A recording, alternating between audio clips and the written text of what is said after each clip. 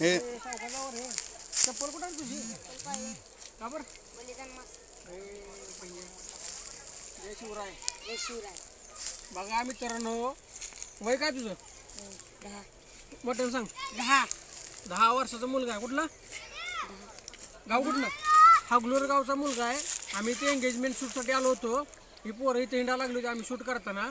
ही मुलगा आम्ही जाताना त्याला विचारलं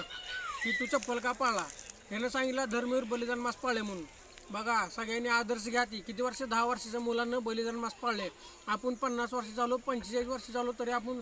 बलिदान मास आतापर्यंत पाळलं नाही का त्याच्याबद्दल कधी विचार केला नाही